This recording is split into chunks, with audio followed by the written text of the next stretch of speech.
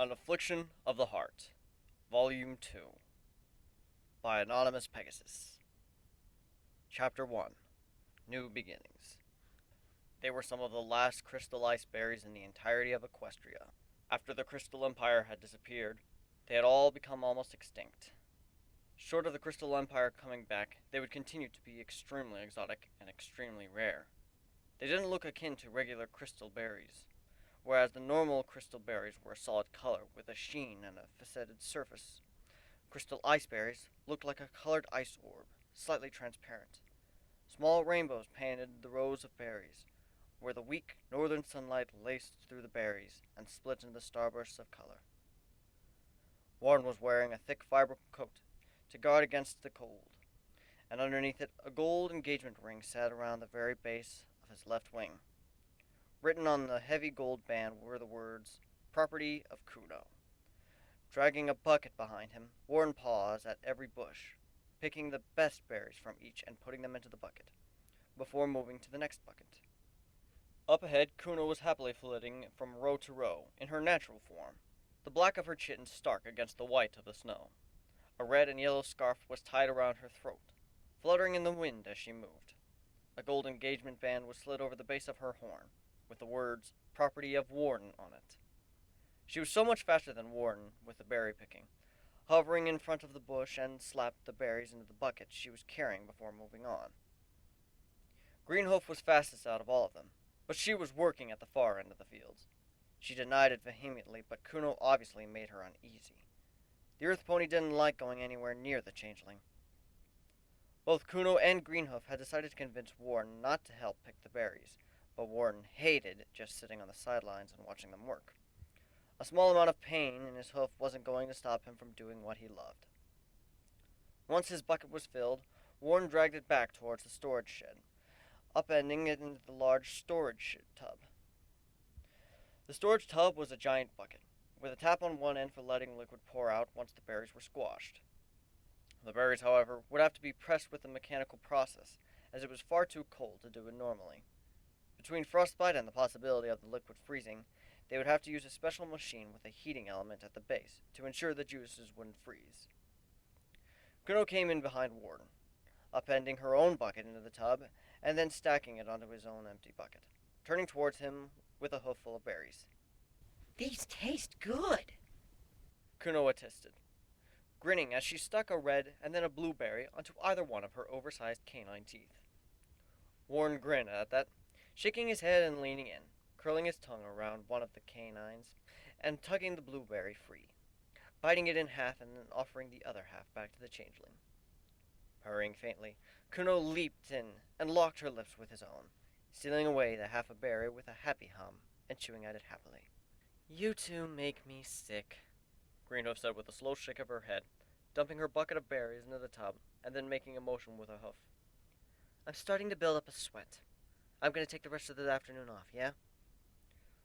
Working up a sweat in the snow was bad, as the sweat itself would freeze and then rapidly cool your skin until you ended up with hypothermia.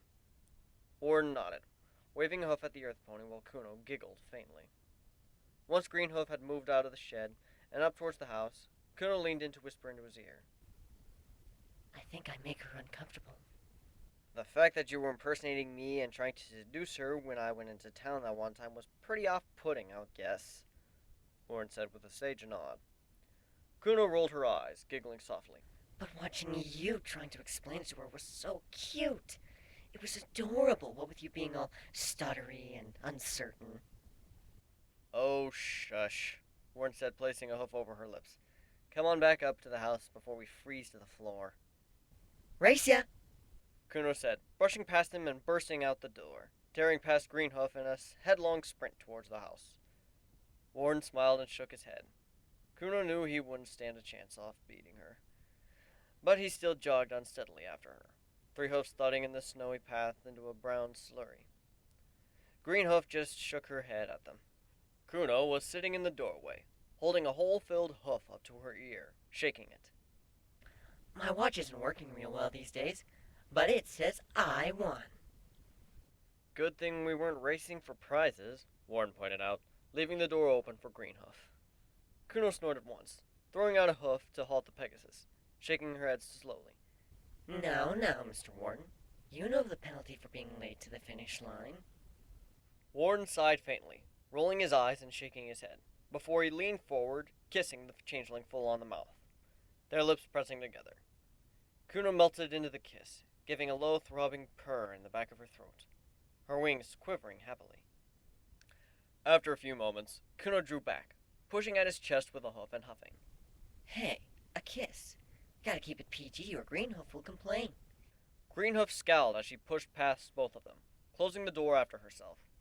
Warren just gave a wry grin. Kuno pecked at him on the lips again, before she slipped past him and down the hallway, padding towards the kitchen to start on dinner. Warren headed upstairs, to the room he and Kuno shared, throwing off his cloak and then beginning to slowly stretch his wings. His right wing required a lot of effort.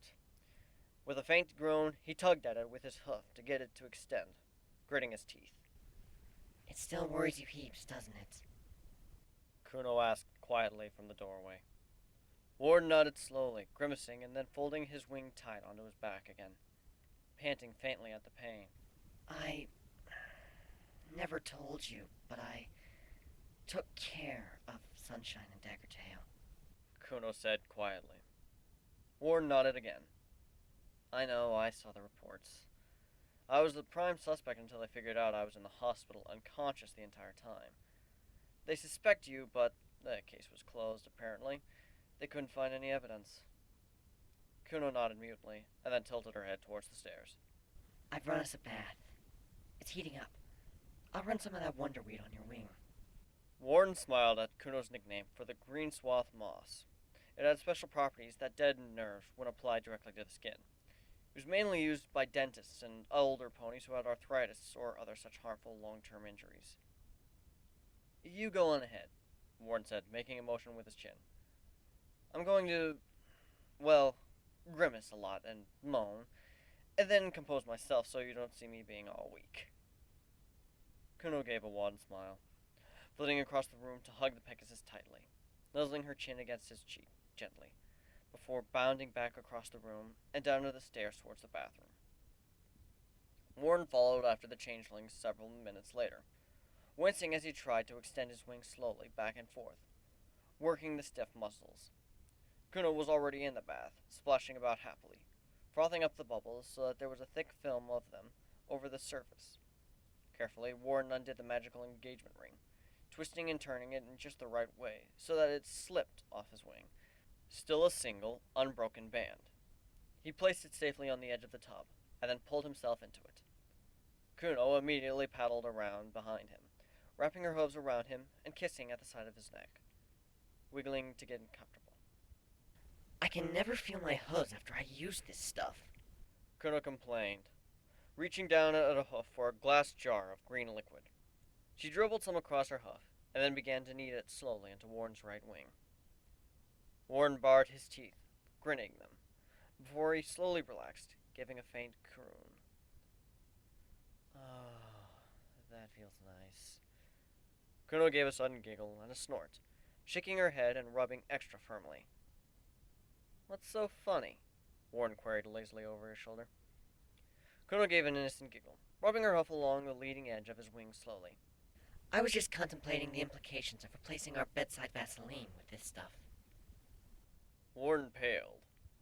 You wouldn't. Giggling more, Kuno shook her head. But it's an amusing image. Is it in yet? I don't know. Warren slowly shook his head, grinning faintly. You're a terrible, terrible changeling. And you love me. Kuno chided, kissing his cheek gently, before holding out her hoof. Hoof. Warren wriggled around to face the changeling, holding out his right hoof. Kuno took it in her hooves, beginning to rub the green swath extract onto his hoof, frowning down at it. I should have made Daggertail and Sunshine suffer a whole lot more. Warren gave a sympathetic smile at that, leaning forward to nudge his nose against the changeling's own. What's done is done. If it comes right down to it, I'd rather have a broken hoof and wing and have you than be whole and not have you. A soft awe sound left Kuno's, and she crooned, leaning forward to kiss Warren gently. You say the nicest things. Warren smiled, wrapping his hooves around the changeling, and nosing up into her neck gently. Saving up affection and nice things I've said to trade in a night with Spitfire. Still a pervert. Kuno said with a grin, licking his cheek. And yet, the one time you walked into your room to find Spitfire in your bed, you demanded that I turn back into normal, saying something like, I want the real you. Warren flushed faintly. You keep bringing that up. I want to remind you what a sweet, over-the-top romantic fool you are. Kuno purred, hugging him tightly. Plus, it's so cute when you blush. Warren rolled his eyes with a soft snort, but smiled and kissed her gently. So, are you ready to tell me what convinced you to come back yet? Kuno frowned at that, drawing back from him and going quiet. I saw a lot of things while I was away. Kuno said, rubbing Huff against her ear faintly. I spent time with a lot of ponies. Married ponies, dating ponies. I even took the place of a couple that had been together for 60 years. There was so much love there. It was like being inundated in an ocean of it. Warden nodded, leaning gently against the side of the tub, carefully not on his bad wing. But at the end of the day, I didn't want them. I didn't want any of that. I wanted your love. But most of all, I wanted you to be happy. You walked for miles with a broken hoof, with a half-done splint, faced down the guard captain and got beat up for me. That's why I left. I knew I couldn't do that. Kuno shook her head pensively, frowning. I was just stunned by how much your love for me could accomplish. And I knew I couldn't measure up to that level of devotion. But then, after all that time away, I decided I wanted you to be the happiest you could be. Kuno paused, and then gave Warren a sly little grin. And I decided that, ego aside, I could make you happier than any other silly pony. Warren smiled at that, wrapping his hose around the changeling again, nosing into her neck. Ego aside, huh? Ego aside. Kuno reiterated with a sage nod. I love how modest you are, Warren teased. I am the most humble sentient being ever. Ain't no one ever been as humble as me, because I am the best at being humble. Kuno attested, waving a hoof for emphasis. Silly, Warren accused, kissing Kuno's nose. And you love me. Kuno responded, pulling him into another kiss. And that makes you happy, which makes me happy, so everyone wins. Well, except for Greenhoof, because she has to see us being all sappy. She can just deal with it, Warren said with a smile, kissing the changeling again. Warren was carefully lying on his left side, with a body pillow along the length of his form. His bad right hoof and bad right wing rested on the pillow for support. He hadn't been able to sleep on his right side since the incident. Kuno was snuggled up to his back, her nose buried between his wings. Hoofs slipped under the wings themselves to hold around his chest and hug him close to her smaller form, a smile on her face as she slept. A faint rumbling awoke them both. Warren opened an eye, blinking slowly, lifting his head from the pillow. Earthquake?